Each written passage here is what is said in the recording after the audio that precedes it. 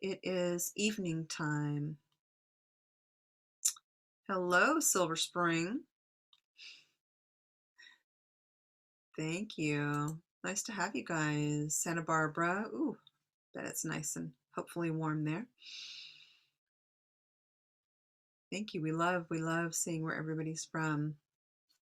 Makes it just a little bit more special.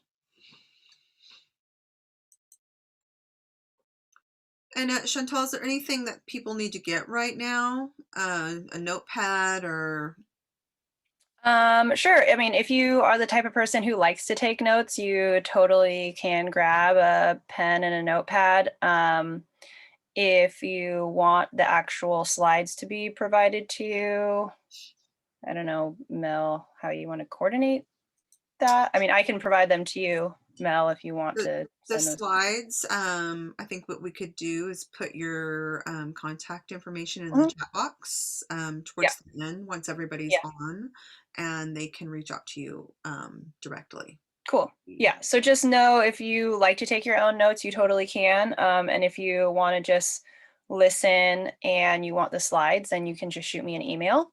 The other thing is if you have anything in your home that has fat in it that you want me to look at the ingredient list, I'm going to give a few minutes for people who brought like salad dressings that they buy or like pastries or crackers or just, other like things in like packaged or processed foods that come in like bags or boxes. If you're curious about what type of fat is in there, you can go ahead and grab a snack that you always eat and we can look at the ingredient list. So just make sure that the ingredient list is there, so that we can, dissect it a little bit. Right. It can't be like your croissant that was from the baker. It needs to be Yeah. something that has ingredient list. But Hmm. that is actually a really fun challenge. So I do highly suggest everyone run to their pantry and get that one thing because it's pretty eye-opening. Hmm. And by no means is this meant to be like a judgment or a No. shame. This is strictly so you can understand what you're putting into your body and we Yeah. all make our own adult decisions. We just are here to give information. Yeah. Awareness, right?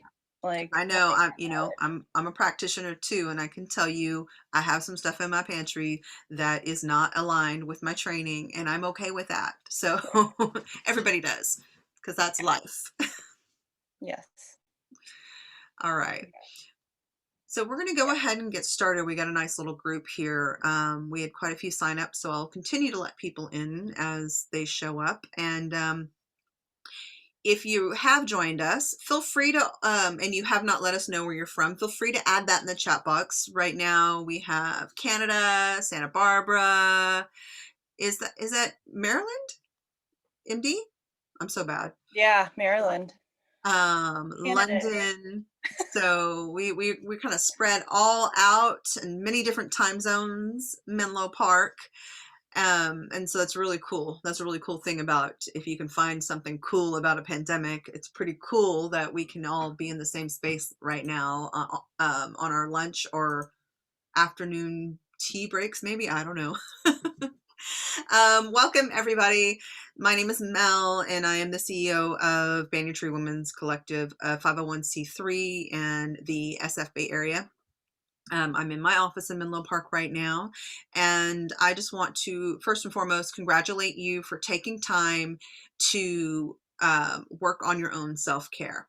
So education, is a big part of learning how we can further our self-care. So coming to a class like this is something good for yourself and also for the people around you and your family. So I congratulate you for taking the time. It's a great look on you for you to take care of yourself. So keep doing that. And I would just like to say that if you are in a place where you feel you can donate any dollars, anything, if this class helps you, this program, Banyan, does run fully off of donations, and we will gladly accept that so we can put 100% of it right back into programming. And if you want to know what's going on with us, sign up for updates. We have a pretty cool not balance, but a very cool collection of events, anywhere from movement to sound. We have in-person events now, which will also be online, all sorts of nutrition, sexual health, cognitive health.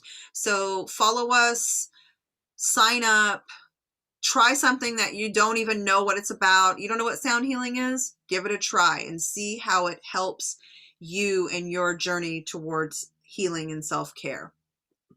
And without any further ado, we are going to bust some myths around fat. And you're probably going to hear some stuff that's going to make you go, what? And yes, I am also a practitioner. And the number one thing with clients, when I look at their food diaries, I will tell them they need to eat more fat. And they're like, but I want to lose weight. You need to eat more fat.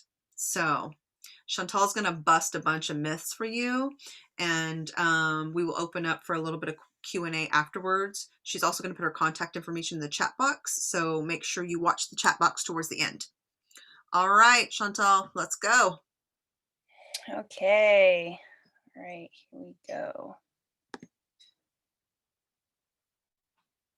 Okay, so let's get full on fats. So my name is Chantal. And can you guys see this okay? We're seeing multiple screens and your background screen. So Oh, we're seeing a whole computer screen hold of on. different things. Let's see here. Oh, this is what I wanted. There's that bright green. There you go. Okay. Great. So yeah, I'm Chantal. I am a certified holistic nutrition consultant from Bowman College. I also am currently studying Ayurveda, which is the ancient healing medical system from India. I'm an avid home farm gardener. I'm also a dog mom, and I just love talking about and educating myself around all things related to health, wellness, spiritual and emotional growth, and currently studying Vedic astrology. All right, so today we're going to dive in on a couple different topics around healthy fats. So we're going to get educated on what omega-3s are, what omega-6s are, how much of each we want to eat, why we want to eat more of one or the other. We're going to talk about saturated fats, unsaturated fats, trans fats, and what hydrogenation actually is, how it happens, what it does to our cells. We're going to talk about butter versus margarine. We're going to learn about some coconut oil. We're going to learn the deep, dark truth of canola oil. We're going to learn a little bit more about how to interpret common things that you'll find on labels for like buying different oils. And then we'll wrap it up with reminding ourselves what we want to actually be purchasing more of and what we probably want to like eat less of. Okay, so fats are very vital for our health. They perform a lot of different functions in our bodies. They store energy, they make up our hormones, they help to transport and help us absorb fat soluble vitamins. So that's A, D, E, and K. So if you're eating like lots of vegetables and you're trying to get all of the vitamins in from all of these colorful vegetables that you're eating, if you're not including fat in your diet, you're not actually going to be able to absorb all of those vitamins. So it's necessary to help absorb those things. It's also the building blocks of our cell membranes. So that's like really, really important because, like we have cells everywhere in our body that make up all of our tissues, all of our organs, our brains. And the cell membrane is essentially just like the outer layer, the protector, like our outer skin. So if our cell membranes are weak or damaged, then there is the potential for health and oxidative stress, oxidative damage, and that can look like a multitude of different diseases and dysfunctions. But that's why eating healthy fats is really important because it makes up us on a cellular level. It helps to protect our organs and our cells, helps to calm our nervous system. It insulates all of our nerves that run throughout our body.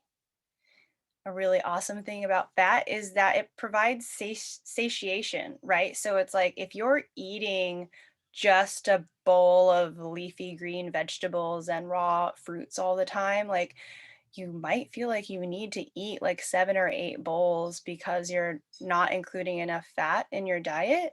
Um, so it helps to keep us fuller longer. It also adds flavor. So more fat equals more flavor. So you might notice that like if you eat animal meats and you choose really lean cuts of meat, like it might tend to be really dry and like lacking in flavor. So fat carries flavor. And surprisingly, eating the right amounts and eating the right fats will help aid in weight management. So people think that like eating fat is going to make you fat, but making sure you're eating the healthy fats is going to assist you in your weight loss journey. So the other thing I want to mention about just some of the things around fat is that back in the 1950s, there was this guy a scientist named Ansel Keys, and he was a researcher that proposed that coronary heart disease was related to saturated fat and thus became this really huge industrial movement from our government in the US to really start pushing polyunsaturated fats, which are vegetable oils primarily, and really trying to steer the American diet away from traditional fats that traditional cultures would have in their diets. So, eating butter, eating eggs, eating animal proteins, cooking with tallow and lard, like all of that was really, really shunned. And ironically, today, heart disease makes up about like 40% of US deaths. And we have seen a huge decrease in the amount of saturated fats that are consumed within our diet, within the American diet. So there's a huge like discrepancy there, right? Like he tried to get us all to believe that saturated fats were the culprit for coronary heart disease, while in fact we can see now that we have had several decades and generations of people eating a lot more polyunsaturated fats and really leaving out traditional fats like butter, tallow, lard, and animal fats, saturated fats. And the coronary heart disease problem has in fact increased and gotten worse. So that's just one little, side note, and we'll get into more depth of information about polyunsaturated fats, vegetable oils, and saturated fats.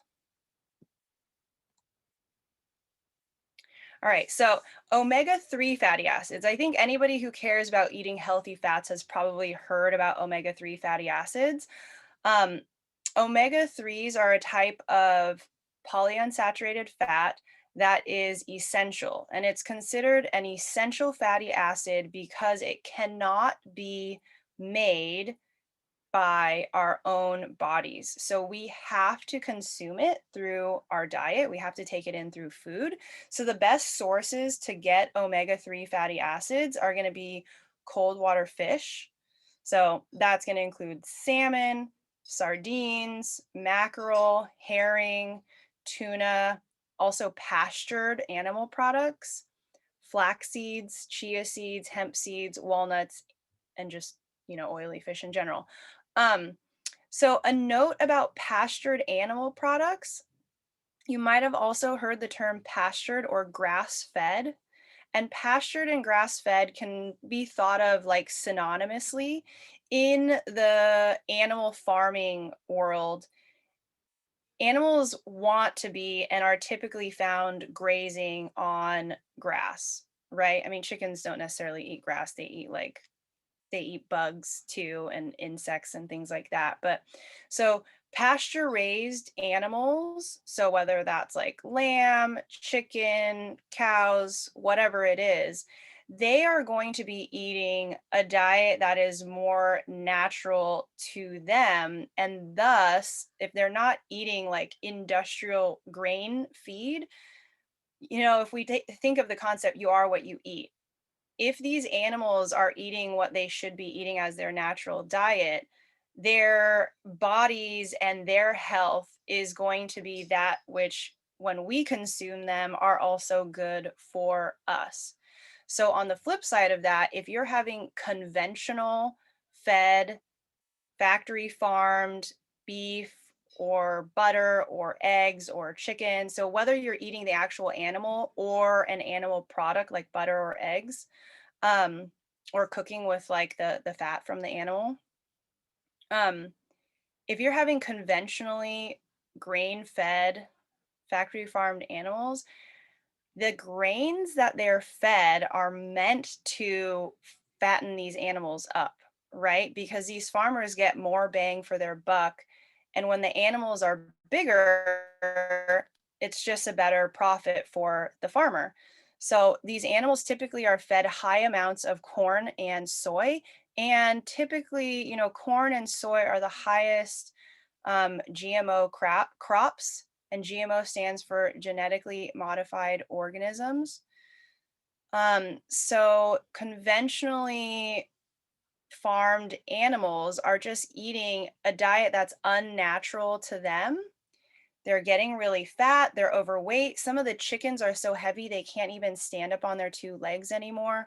And they're just generally like much more unhealthy, right? They're not eating a diet that is natural for them. And we, in turn, end up eating all of that. We take in everything. If you believe in the concept of like this energy exchange, like everything that this animal was experiencing and has taken in to their tissues, into their cellular level, like when we consume these animals and animal products, like we're eating all of those tiny little bits too.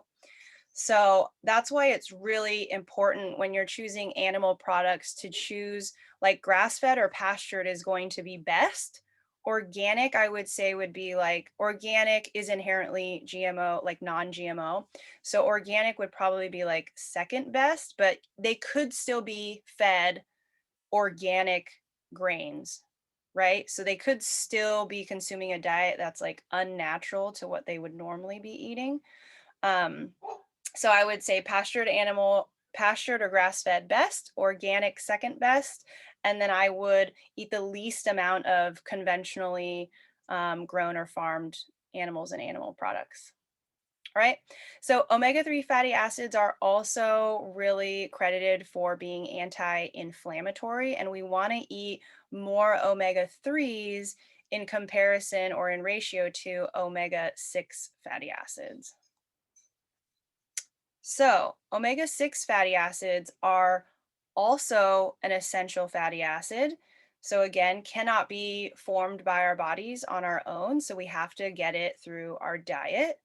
And you'll find omega-6 fatty acids in most nut and seed oil. So, like sunflower oil, safflower oil, walnut oil. Borage is a plant, evening primrose. And you'll also find omega-6 fatty acids in grass fed beef. Um, so, as I mentioned briefly, there's a ratio that we want to consider when we're eating omega-3 fatty acids versus omega-6 fatty acids. So, omega-6 fatty acids, like really great sources, are those like cold water oily fish, right? Salmon, herring, mackerel. And then we think about like how much salmon, tuna, mackerel, like how much of those oily fishes are you consuming in comparison to how much nut or seed oils you're consuming, right? Like, do you cook with um, corn oil all the time? Are you cooking with vegetable oil all the time? Safflower oil all the time? Um, walnut oil, because we want to be having a ratio of like 3 to 1 is ideal. And in the standard American diet, we're eating something closer to like 20 times the amount of omega-6 fatty acids to only 1 part omega-3. So there's like a huge gap there, right? So it's like the more we can work on closing that gap and getting to a 3 to 1, the better off we're going to be. Um, because omega-6 fatty acids, like, I'm not going to turn this into a whole chemistry lesson, but omega-6 fatty acids have a pro-inflammatory effect, so they can lead to inflammation. So that's not to say that all inflammation in our body is awful, terrible, and to be avoided, because the natural response of inflammation inherent in our body for a reason. There's a purpose and a functionality to it, and it can serve us. But if we're just over consuming omega-6 fatty acids, the likelihood that you're running into inflammation problems is very high, because that's just the natural chain of reactions of how it's going to happen when you're consuming a lot of omega-6 fatty acids. Um, these nut and seed oils, these omega 6s, are also really delicate and susceptible to damage from either heat or light. So if you think about like cooking with these oils, like, they're being exposed to heat, right? And if you're finding these oils in like clear glass bottles, that's like another no-no. You would want to look for these types of oils in those darker bottles, like those dark green or brown oils, because you think about when you go to the grocery store, the light's on all the time and it's just sitting on a shelf, right? Like, it's getting exposed to light. And that's just going to help degrade it even faster. Um, so another common oil that is a polyunsaturated and omega-6 is canola. And this really shouldn't be exposed to a lot of heat, but in the creation of these oils, like how to even get oil from, a sunflower or from corn or from a walnut, like, you have to do some sort of processing. And oftentimes the pressing of the oil can involve using heat, and also heat is just generated in the process of pressing. So we'll talk a little bit more about, like, first press, cold press, later in this presentation. But just think about how I already mentioned that they're delicate and susceptible to damage from heat and light, and just inherently they will be exposed to heat when we have to press them and when we're trying to get the oil out of these plant materials.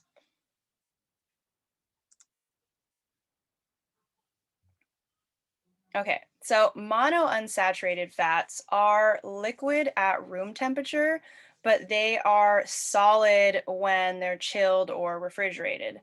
So examples of monounsaturated fats would be olives, olive oil, most nuts and seeds, avocados, and lard. So it's best to eat whole food sources of these foods, um, and only a limited amount of the very lightly processed oils. These are less heat stable than saturated fats. So they're really only going to be best for cooking over medium heat. So that's why you will often hear like olive oil will be reserved for, dressings. And if you're just like doing a quick light saute, it's okay. But the higher the heat you use, because they're less stable, and we'll talk about why and how, um, you don't want to add a really hot pan or sorry, add oil to a really hot pan if you're using olive oil or avocado oil, because it's just going to break down a lot faster. And when you break down, like, from a chemical standpoint, when you break down the structure of these fats and then you eat them, these damaged fats then become part of your cell membranes. Okay, saturated fat. We should all eat more saturated fat. But not all saturated fat is created equal. Okay. So I already mentioned grass fed and pasture raised animal products versus conventionally farmed animal products. So saturated fats are going to be found in butter, animal fats, coconut oil, palm oil, liver, like organ meats, fish eggs, and tallow. And it's important to note that over 60% of our brain is actually made up of saturated fat. So that's talking about on like, a cellular level. Our brain cells are made up of over 60% saturated fat. And saturated fat is inherently anti-inflammatory. So the grass fed and the pasture raised animal products are going to be super key here. So I'm not just saying like go out and eat all of the animal products out there, eat all of the butter. Like it will be important for you to identify, like being able to read ingredient lists, like butter is butter, but if you can find butter that says like from pasture raised or grass fed cows, you want to go for that one. Now, something that gets a little trickier here is when you're looking for butter and it doesn't say from grass-fed or pasture-raised cows.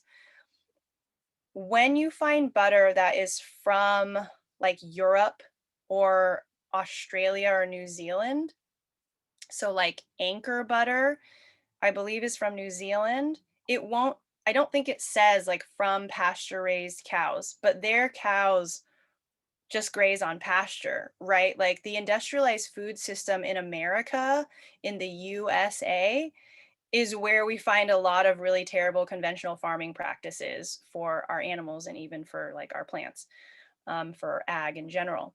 And when you find like Kerrygold is a really popular one that you can find in many, many grocery stores. That's from Dublin, Ireland. Also doesn't explicitly say like from grass-fed or pasture-raised cows, but this is a high quality butter from Europe. So the two brands I would say to look out for are Kerrygold and Anchor butter, because those are from Europe and New Zealand. Sorry, I'm gonna open up the chat here. I didn't. Okay, somebody had a question on olive oil. So I'm just gonna go back a slide.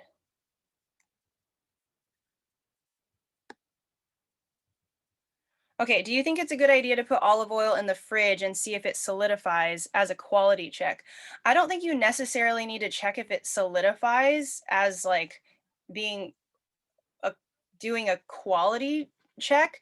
You'll know if your olive oil has gone bad because you can smell it. You'll know if anybody has bought like nuts to snack on, like nuts and seeds to snack on, and like you kept it too long, or maybe you're like, I'm gonna have an emergency stash of like nuts and seeds in my car, and like you never get around to eating it, and then you open that container later and you're like, something doesn't smell right in here. Like you inherently will know like this smell is when the fat has degraded.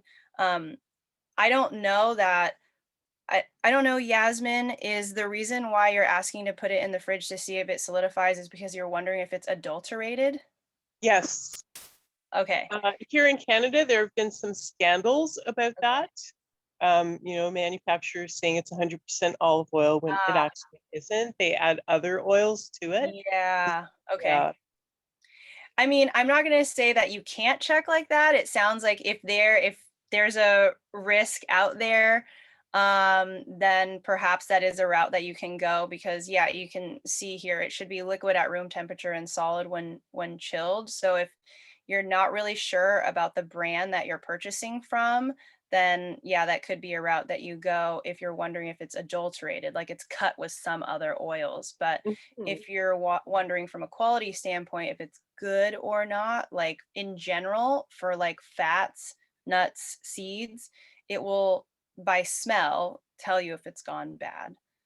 Okay. Yeah. And Cool. Adrian, a little hard to eat butter and animal products when on a plant-based diet or vegan. Yes. I don't have, and I apologize, but I don't have a good answer for you because I'm a huge proponent of eating for health.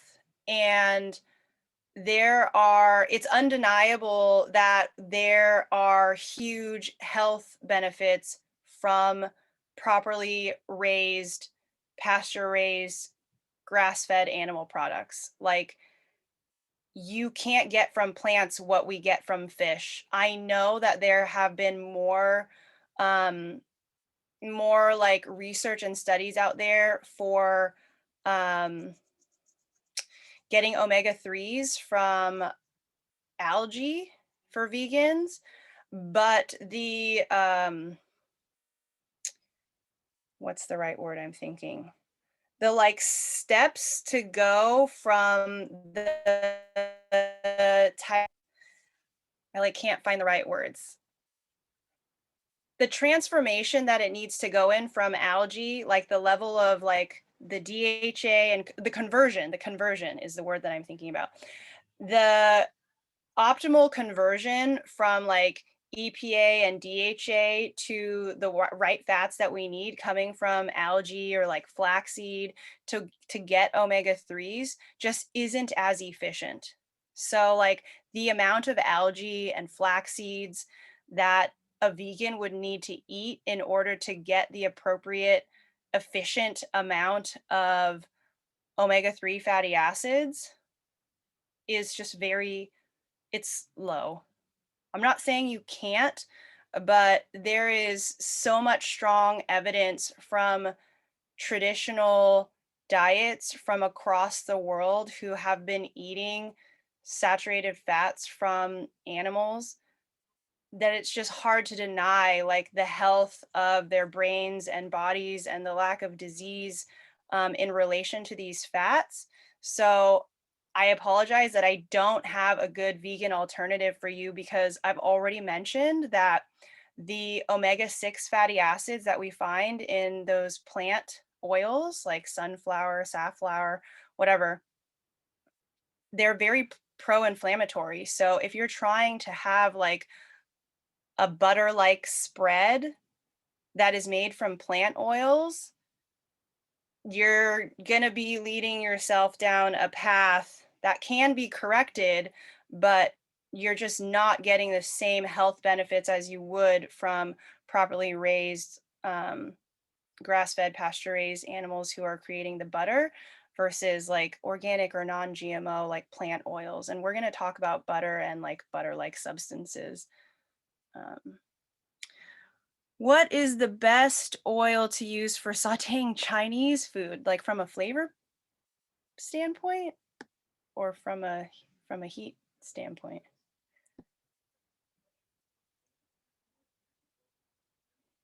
Heat and health.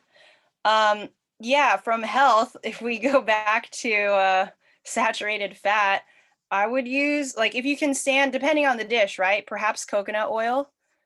I mean, coconut oil has a very prominent flavor, so it depends on what you're cooking. Um, but I also think that you could use animal fats, you know, like cook with cook with lard, cook with pork fat, chicken fat, beef fat. Um, I think that is going to lend a lot of flavor and good nutrition to your dishes.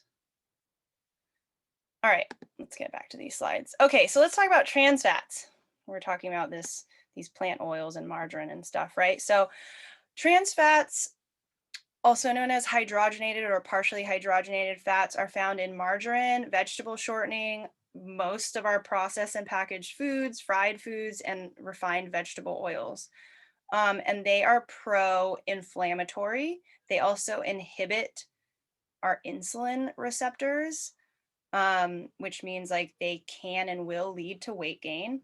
They depress our immune system and they actually lower good cholesterol. So let's talk about like how trans fats are even formed and like what they are. So hydrogenation, which is how we create trans fats, So saturated fats that we find in butter, lard, tallow, they look like straight chains of carbon and hydrogen molecules. And because they're straight and they pack together nicely, and that's why they're able to like be solid at room temperature, because they pack together molecularly very nicely.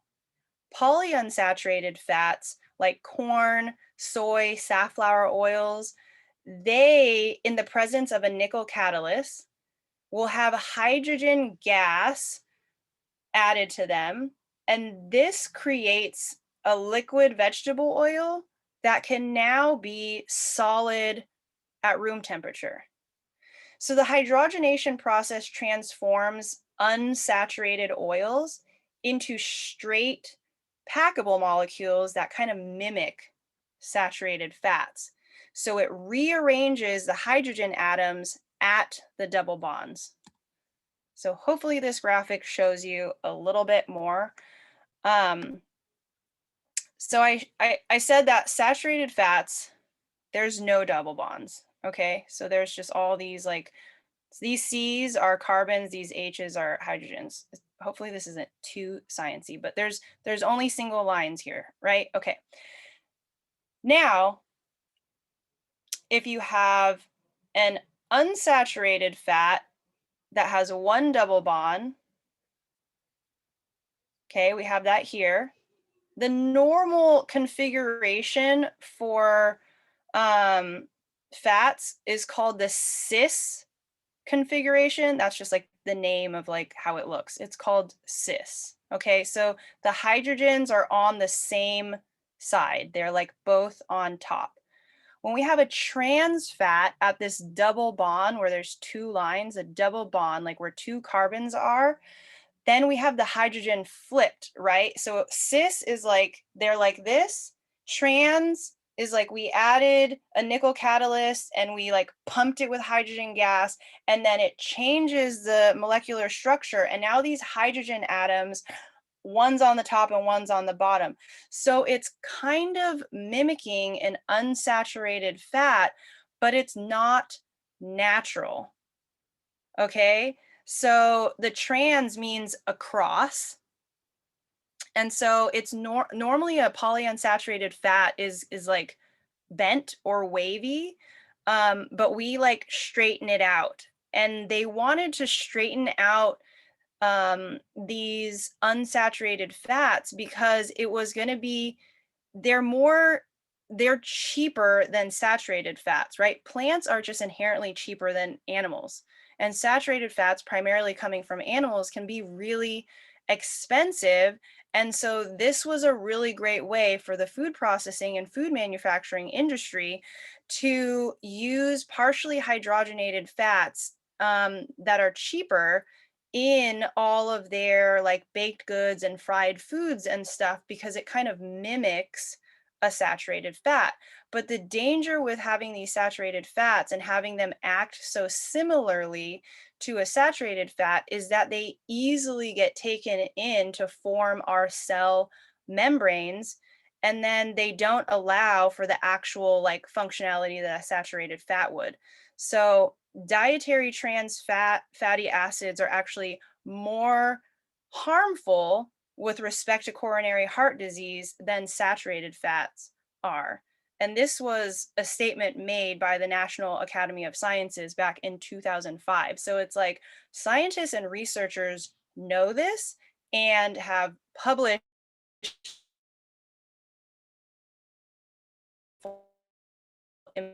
of trans fats. Okay, why is butter better? Many ancient cultures have revered butter for centuries. Even in America, even American folk wisdom has shown that butter has been in our diet. Butter contains vitamin A, lecithin, as well as antioxidants, vitamin A and E. It has good cholesterol, or it has cholesterol, which is a good thing, and it also has short and medium chain fatty acids. It's stable at high temperature, so cooking and baking does really well with fats. From butter, it also assists in proper metabolism of cholesterol. It helps to protect us against cancer and heart disease, helps to protect pathogens in our gut, and it's also antifungal. So butter has like a lot of great health benefits. Margarine or non-butter alternatives have either gone through that process of hydrogenation that I just walked us through, or another process that is similar called interesterification. Both of these processes use toxic industrial solvents as the catalyst, as well as using high temperatures, and then they have to go through a neutralizing step to remove the toxic catalyst, like um, that nickel that I was talking about, or just other like chemicals. Then they have to bleach it and then they deodorize it. So it goes through like a lot of processing steps. And yeah, we just want to eat like the least thing, right?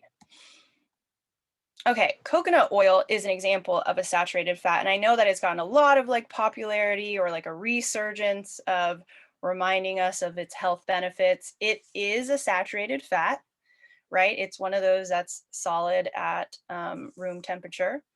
It is antiviral, antibacterial, antiprotozoal. It raises our good cholesterol. It helps maintain and promote weight loss, and it also guards against heart disease. So if you haven't already picked up a jar of coconut oil, I would highly recommend also using coconut oil. You can cook with it, you can bake with it, you can saute with it. It does have a prominent flavor profile though. Okay, canola oil. Oof. Oh, canola oil. Okay. So the coconut or canola oil is a monounsaturated fat. It is actually high in omega-3s. It's made from a plant called rapeseed, and 2/3 of it is erucic acid, which is a fatty acid which is associated to Cushing's disease, which impacts creating lesions on the heart. So bad association. So because of this issue, because of the like high component of erucic acid in rapeseed oil, there were some scientists that did genetic manipulation of rapeseed oil, and then they formed what was called Lear, low erucic acid rapeseed. That doesn't have a really nice ring to it. Rapeseed oil and Lear just like weren't hard-hitting sellers. So then it got renamed canola oil, short for Canadian oil. Okay, because there's no such thing as a canola plant. So just like walnut oil comes from walnuts, avocado oils come from avocados. Canola oil does not come from a canola plant. It comes from rapeseed. So canola goes through a process of caustic refining, bleaching, and degumming. It does hydrogenate better than corn oil or soybean oil because of modern hydrogenation methods. They can hydrogenate the omega-3 fatty acids preferentially, and then canola oil is really high in omega-3s. So higher levels of trans fats means longer shelf life for processed foods and a crisper texture in cookies and crackers. But this inherently means more dangerous in terms of chronic disease development for the consumer. So even though like a long shelf life for these products is like, yay, great for food manufacturers, bad for us. Okay, so erucic acid itself, like the main fatty acid in rapeseed, isn't inherently the bad guy. It's the presence of the highly processed version of canola oil and the lack of saturated fats in our standard American diet that is leading to all the disease that we're seeing.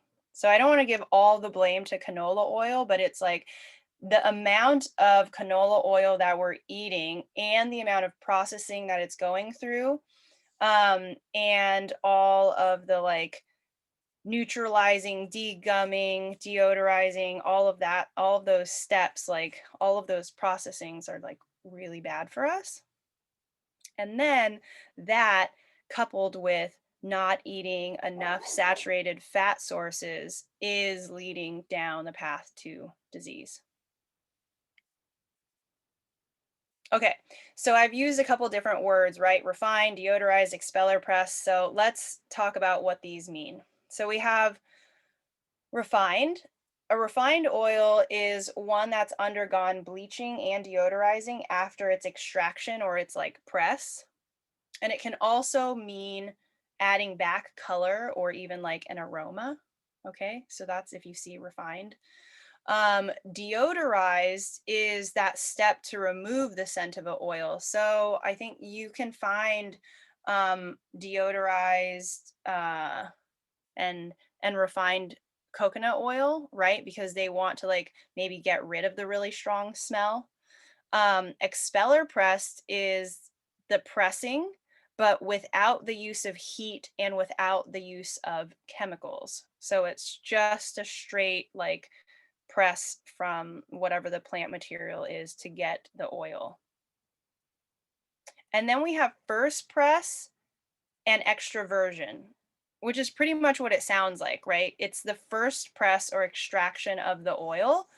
Um, and then when you see cold pressed, so naturally when we need to do the extraction, there's heat that is produced. So for cold pressed, the extraction is temperature controlled and the temperature isn't going to go above 120 degrees. And therefore, a cold pressed oil is going to retain its nutritional value, its flavor, and all of the natural aromas.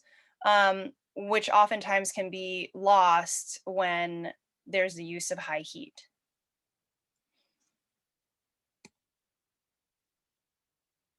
All right, so starting to wrap up here. So let's put it all together. Like, what do we want to purchase? All right, oily fish, salmon, sardines, herring. There's a longer list, but those are some easy ones that you can definitely find canned if you're not able to get them fresh. Pastured animal products. So eat eggs, the whole egg. Don't be scared of the yolk. The yolk from a pastured animal is going to be packed with nutrients and vitamins. Um, if you're not familiar with eating organ meats, you can start by eating a little bit of liver. If you eat burgers, maybe just blend up a little bit of liver or kidney into like a patty or something, or maybe make some pate, liver pate. But organ meats are really, really nutritious. And eating meats from grass-fed or animals, grass-fed or pasture-raised animals. Get some avocados. Eat your butter, organic, pasture-raised, or from Europe or from New Zealand. Buy milk, whole milk, grass-fed cow milk or goat milk. If you're into it and you can get your hands on raw milk, also a lot of nutritive benefits there too. Coconuts, coconut oil, coconut milk. I love the full fat coconut milk from Trader Joe's. I think it's so popular right now that they're out. They like have a shortage, but yeah, in the yellow cans they have organic full fat coconut milk and there's nothing else added to it, whereas it's hard sometimes to find coconut milk without like guar gum. Olives, olive oil, look for cold pressed and extra virgin, as well as try, if you want nuts and seeds in your life, to eat the whole nut and seed and try to limit having them in their oil form. All right, what to ditch? Hydrogenated or partially hydrogenated fats that we find in margarine, vegetable shortening, butter alternatives, fried foods, refined vegetable oils, and unrefined vegetable oils that you find in clear bottles. Okay, just gonna take a peek at the chat.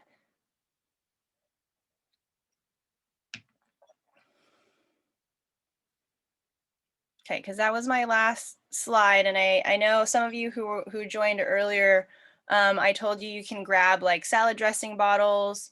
If you have like packaged cookies or pastries or crackers that you eat and you have some questions about, what kind of fats and oils are in there, then maybe we can have people raise their hand and see if they want to show us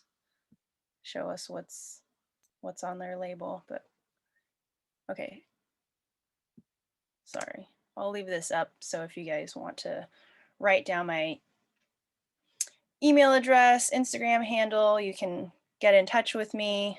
And if you want the slides, then you can just shoot me an email. So I'll just leave this up while I'm taking a peek at the chat box.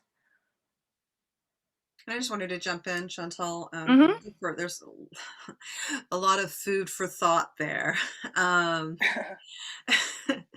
Thank you for really breaking down and responding. And I just want everybody to know that there are many ways to eat.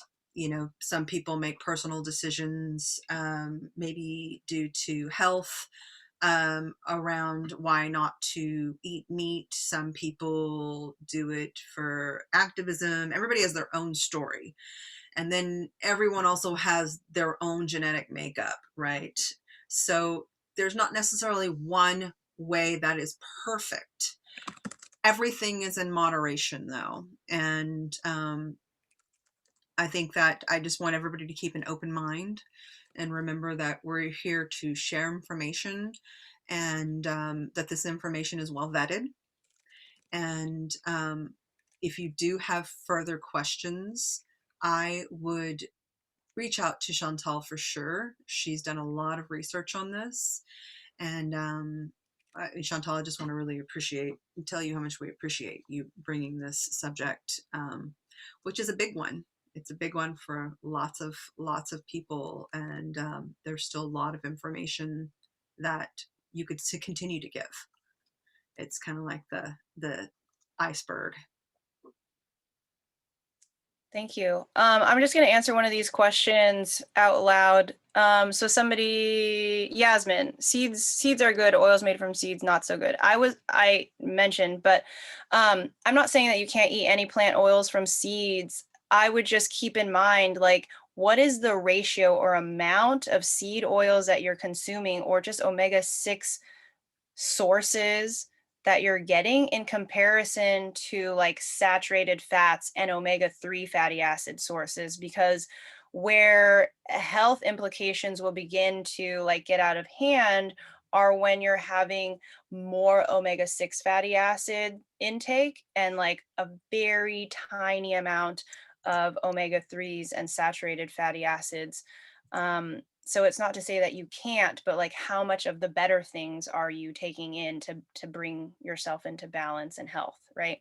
And then that other question about what can I use instead of vegetable shortening and canola oil when I'm baking? And I'm assuming too, like using these things like vegetable shortening and canola, like they don't have a strong flavor and like scent associated to them, like coconut oil or something. And this is where I would say start cooking with lard or tallow, like use those animal fats for baking. Like duck fat is great for getting things nice and crispy. And more you will begin to see uh, like good quality grass-fed pasture raised animal products out there. Like this stuff is out there. I think earlier somebody also asked a question about like why hasn't, like why haven't people caught up to this yet? And it's a really messed up thing that, America is great, land of the free, and yet at the same time, like we have to spend so much time, question everything, like do your own research and educate yourself, because it's like America is a business, and unfortunately the food industry and our manufacturers, like the farmers who grow um, corn and soy and the production of canola oil and the products that it gets used in, like those industries are huge, right? And they make money. And I also told you that like they're cheaper to produce than raising animals and making packaged products that are made from saturated fats or like butter that came from an animal. It's just easier and cheaper from a food industry standpoint for them to grow a lot of corn, hydrogenate it, make it kind of act like a saturated fat, and then sell it to the food manufacturer who wants to make a cracker or a cookie that can stay in a box on a shelf and not go bad really fast. So yeah. So did anybody have any products that they wanted to ask questions about? You have a couple of good questions on here. I also wanted to throw out to everyone something I do with my clients is I have them test their omega-3 ratios. And that's something you can ask your doctor to do, or you can order a home test and it's sent to you. It really doesn't cost much at all. And that information can be really eye-opening. Yeah. Okay. Vivian asked, what type of oil do I have in my house? I have butter. I also make my own ghee from butter. So here, let me just show you. 1 second.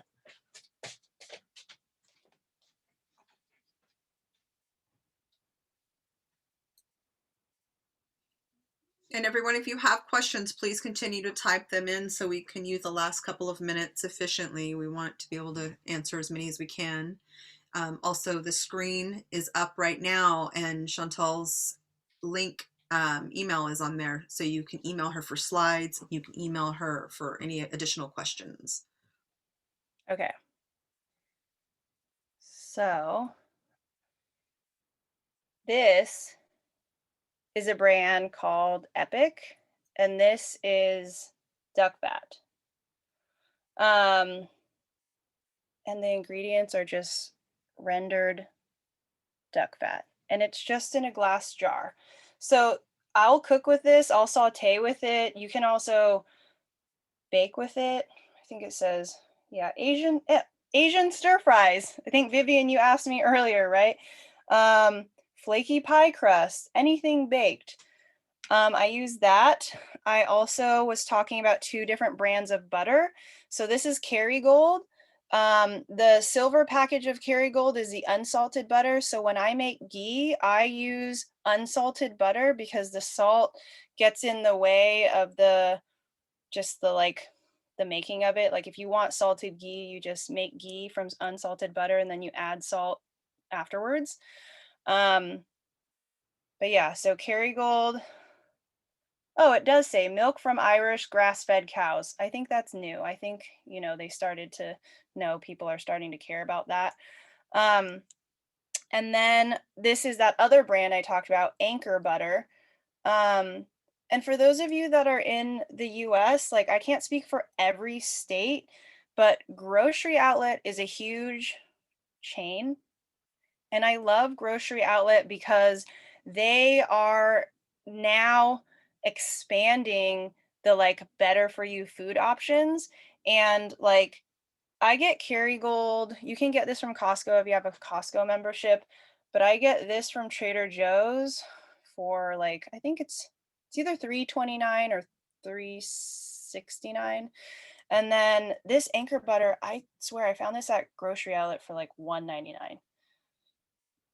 So, yeah, it says pasture raised, grass fed, pure New Zealand butter. This stuff is amazing. So yeah, those are some fats that I have. I do have coconut oil as well. I have olive oil from that I get from the farmers market from like California grown olives. I do have some avocado oil. So I have a variety of things, but I really like using ghee for a lot of my cooking in general. Um, and Chantal, I Yeah. just want to jump in just to honor time because this is a lunchtime class. I'm going to take a copy of the chats. So any questions that you missed, maybe we can figure out a way to get those answered. We can maybe Okay. post the answers up on Instagram. Yeah. But I do want to throw out the Rosabelle says that Costco has a coupon this week for Kerrygold butter, y'all. That's a good coupon. Thank you, Rosabelle.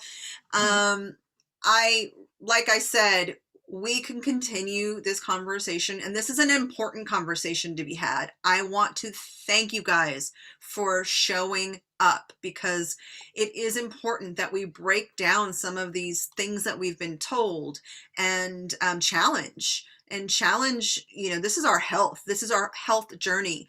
This is individual, and we come together as a community to hold each other up and ask questions without shame or judgment, so we can continue just to progress and heal as humans.